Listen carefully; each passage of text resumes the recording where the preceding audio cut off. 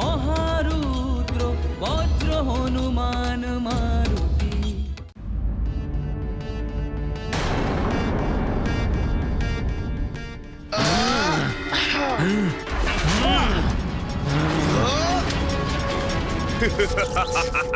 তোমায় বাঁচতে দেব না আমি। তুমি আমার শত্রু।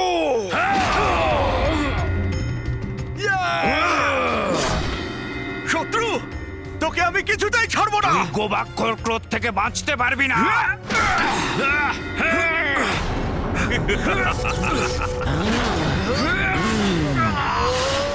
মেঘনাদ একই মায়া রচনা করলো।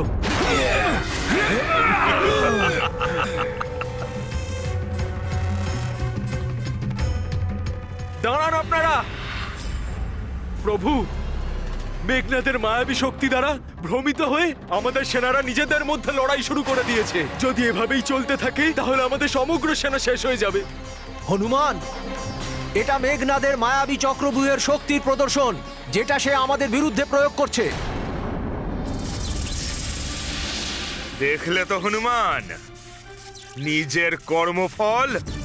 তোমার নিজের সেনারাই একে অপরের শত্রু হয়ে উঠেছে। এই দুই নর আর সুগ্রীবের রক্ষাকারী হনুমান আমার মায়াজালে আবদ্ধ তোমার সেনাকে কিভাবে বাঁচাবে তুমি? লাখো বানর এখন একে অপরের রক্ত পিপাসু। কি আনন্দ!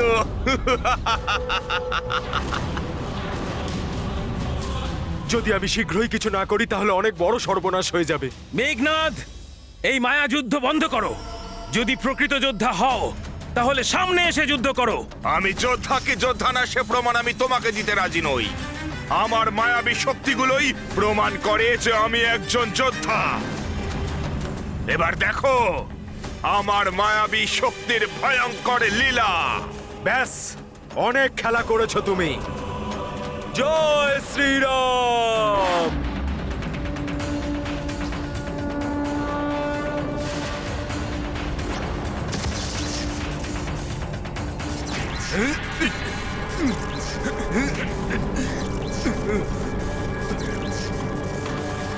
আর তুমি কোনো ক্ষতি করতে পারবে না মেঘনাদ।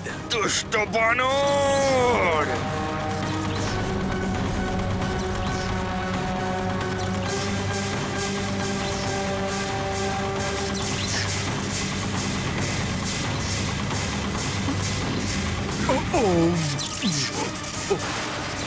না, তুচ্ছ বানর!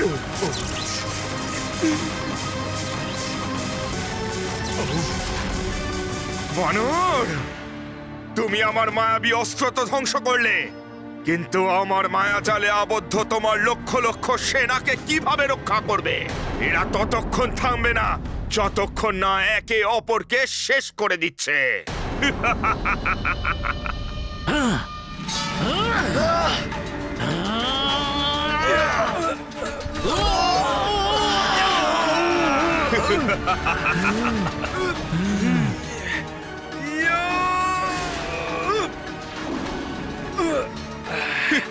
দুষ্ট মেঘনাদ!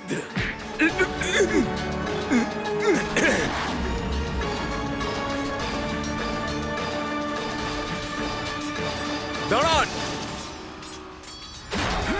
দাঁড়ান আপনারা। দাঁড়ান আপনারা, কি করছেন কি আপনারা? নীল, মহারাজ সুগ্রীব, দাঁড়াও তোমরা। যুবরাজ অঙ্গদ, তুমি দাঁড়াও।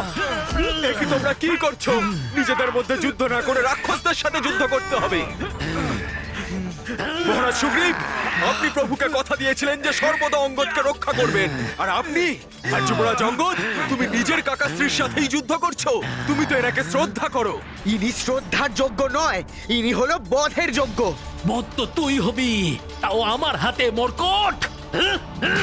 মহারাজ সুগ্রীব দাঁড়ান, আপনারা এরকম করবেন না।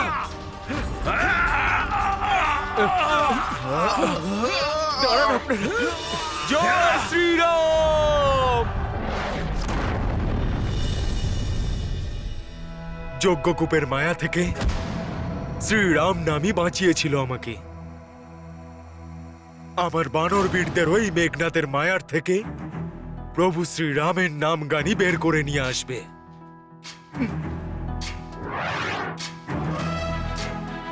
জয় শ্রীরাম, জয় শ্রীরাম, জয় শ্রীরাম, জয় শ্রীরাম, জয় শ্রীরাম, জয় শ্রীরাম,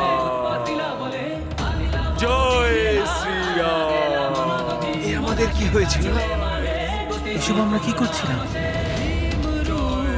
মনে হচ্ছে মেঘনাদের কোনো মায়া ছিল এটা। বজ্র হনুমান মারুতি বনারী জয় অঞ্জনী শ্রীরাম, রাম জয় শ্রীরাম, জয় শ্রীরাম, জয় শ্রীরাম। বলে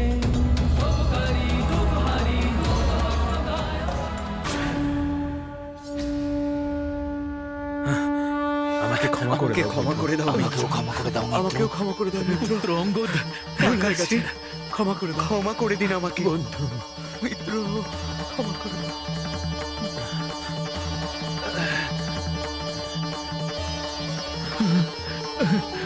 কাকাশ্রী, না, আমার সম্মোহন অস্ত্রের প্রভাব এভাবে নষ্ট হতে পারে না, নষ্ট হতে পারে না। মেঘনাদের মায়াবী শক্তির সাথে তোমরা এখনো পরিচিত নও।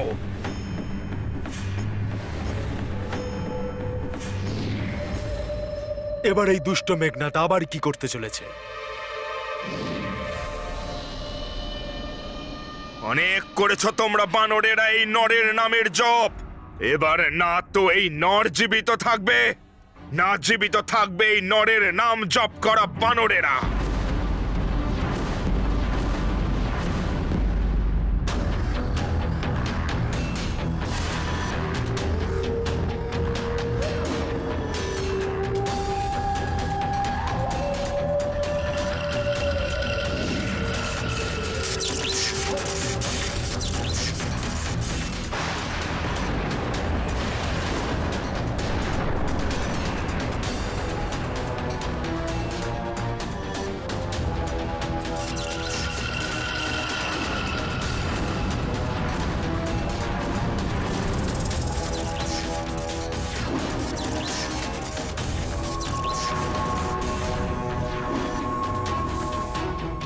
এবার আমার এই নাগের আক্রমণ থেকে তোমরা বাঁচতে পারবে না বানর।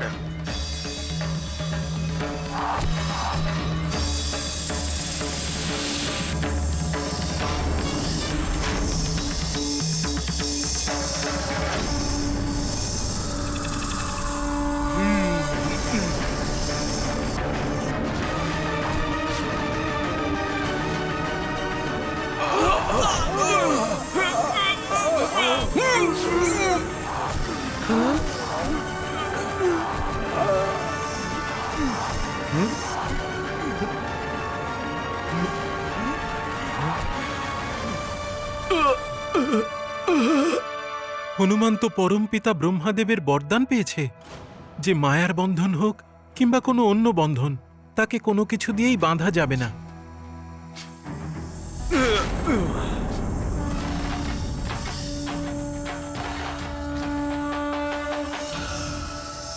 কিন্তু প্রভু শ্রী রাম তো সাধারণ নরের রূপে রয়েছেন। ক্ষত্রিয় ধর্মের মর্যাদা রক্ষা করার জন্য তিনি অস্ত্র প্রয়োগ করবেন না। কিভাবে প্রভু এই ভয়ঙ্কর নাগপাশ অস্ত্রের সম্মুখীন হবেন?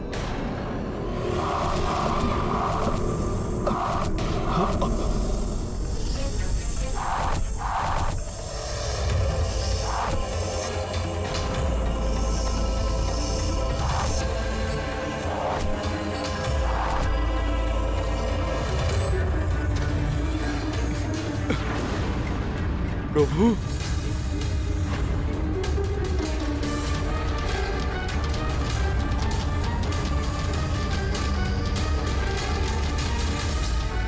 প্রভু আর ভ্রাতা লক্ষণ তো নাগ পাশে বন্দী হয়ে গেছেন। এ তো সর্বনাশ হয়ে গেছে।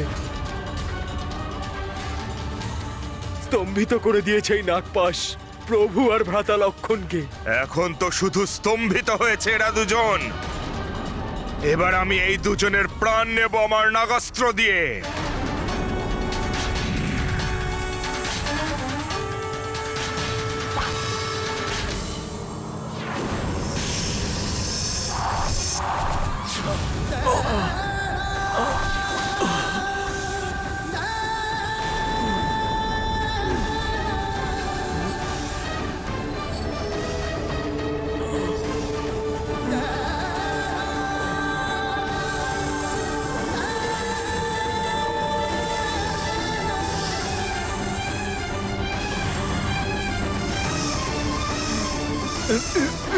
প্রভু, ভ্রাতা লক্ষণ, ভ্রাতা লক্ষণ, প্রভু, প্রভু।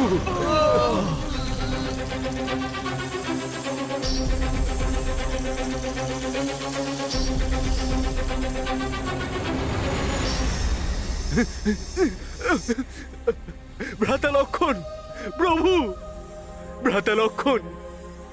না প্রভু, এটা সম্ভব নয়।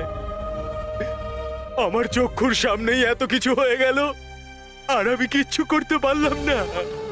ধিক্কার আমার উপরে, ধিক্কার!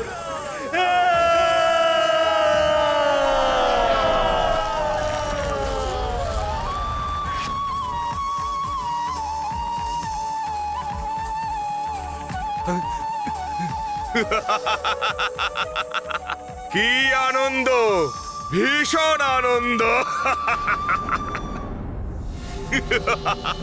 দুষ্ট মেঘনাদ!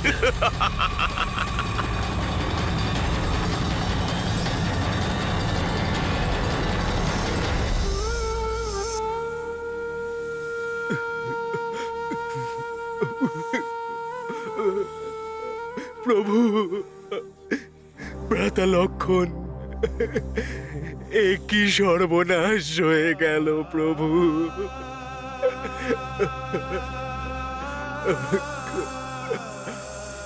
আমার সব সাথীদের এ কি অবস্থা।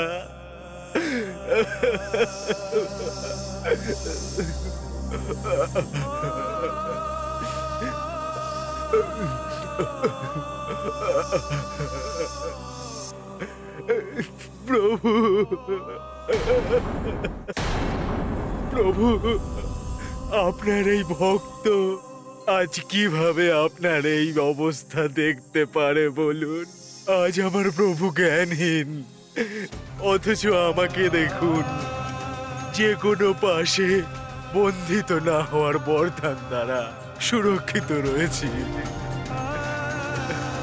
আমার ক্ষতি না হওয়ার পেছনে শুধু একটাই কারণ থাকতে পারে প্রভু, যে এই ভক্ত যেন আপনার আরো সেবা করতে পারে, আরো সেবা করতে পারে। প্রভু উঠুন, প্রভু, প্রভু, আপনার আর আপনার বানর সেনার কিচ্ছু হবে না প্রভু, কিচ্ছু হবে না প্রভু।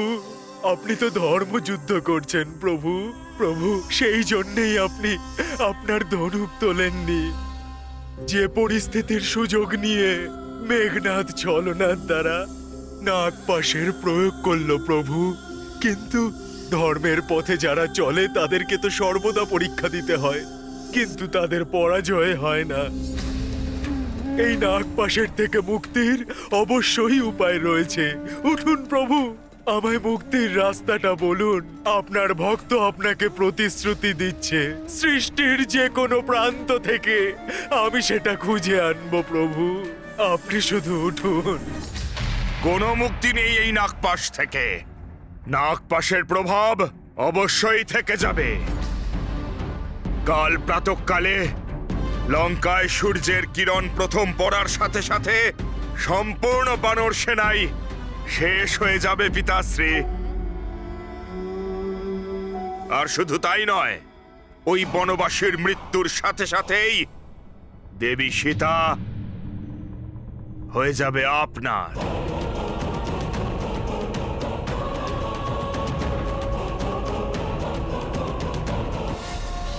কি হলো পিতাশ্রী?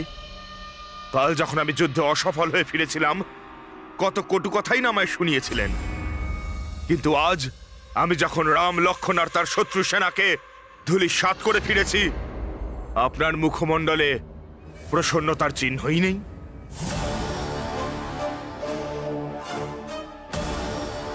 প্রসন্ন আমি অবশ্যই হব পুত্র, কিন্তু তখন যখন এই সংবাদ ওই সীতা শুনবে। সীতা কষ্ট পাবে আর আমি আনন্দ লাভ করব।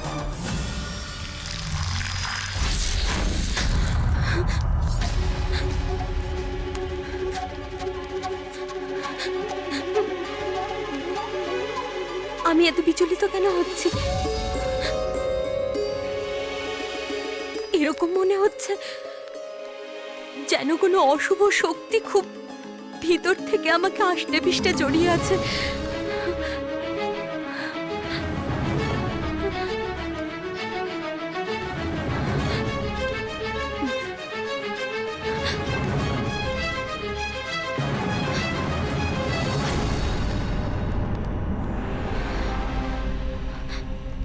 এটা অদ্ভুত তো, এখানে তো কেউ নেই।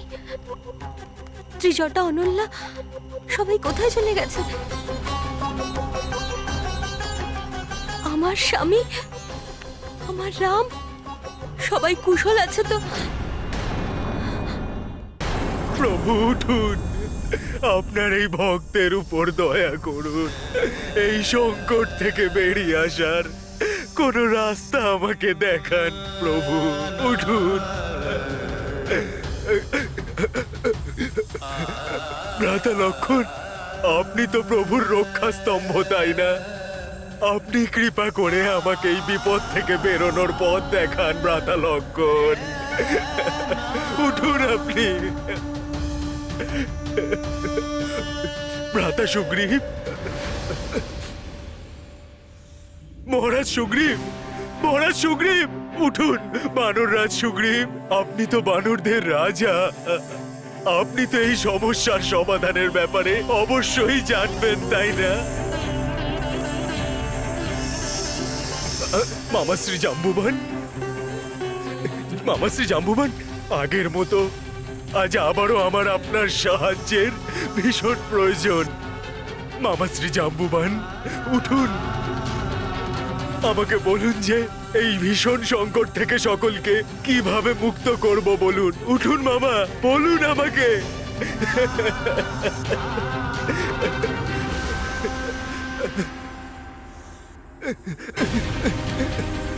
যুবরাজ অঙ্গদ, নল, নীল, বানর মিত্ররা, কেউ কিছু কেন বলছো না আমায়? হনুমান এই সংকট মুক্ত করার জন্য তৎপর হয়ে আছে, কিন্তু এর উপায় আমার জানা নেই। তোমরা উঠে আমাকে সাহায্য করো।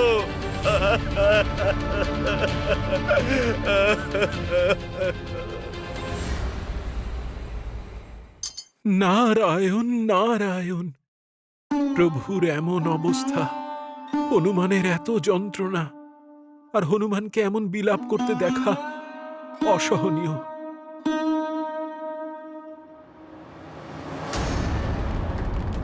আমি চাই যে সীতা, তার পতি,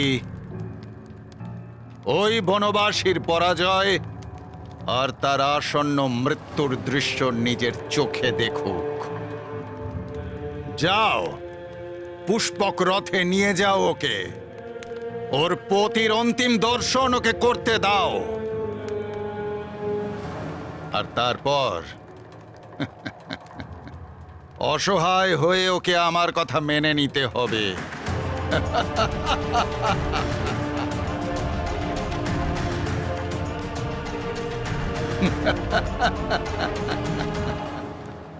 ক্ষমা করবেন মহারাজ।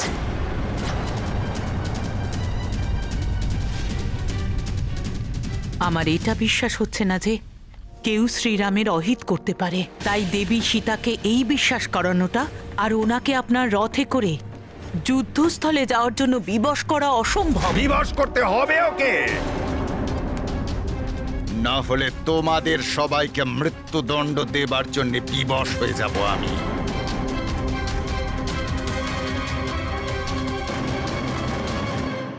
যতদিন রাবণ এই পুষ্পক রথের অধিকারী, আমি একটা পাও রাখতে পারবো না।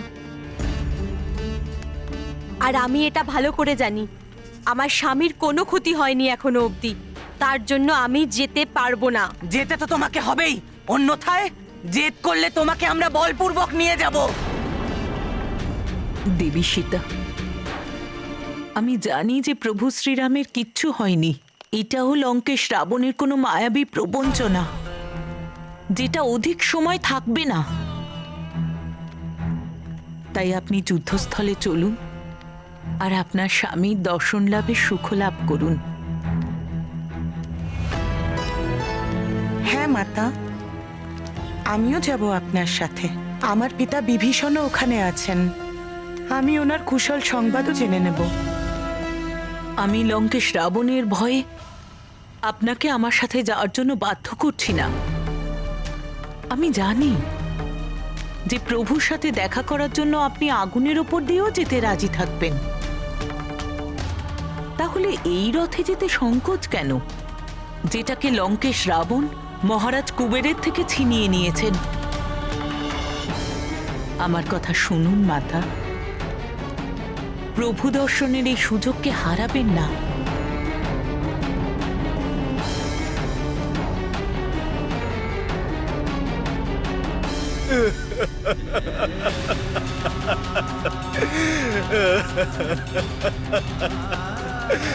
প্রভু, ভ্রাতা লক্ষণ,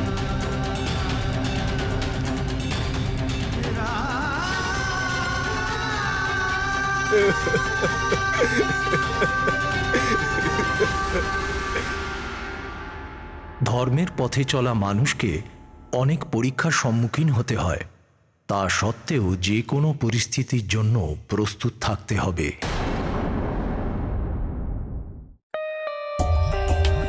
For more updates, subscribe to our channel, click the show links and enjoy watching the videos.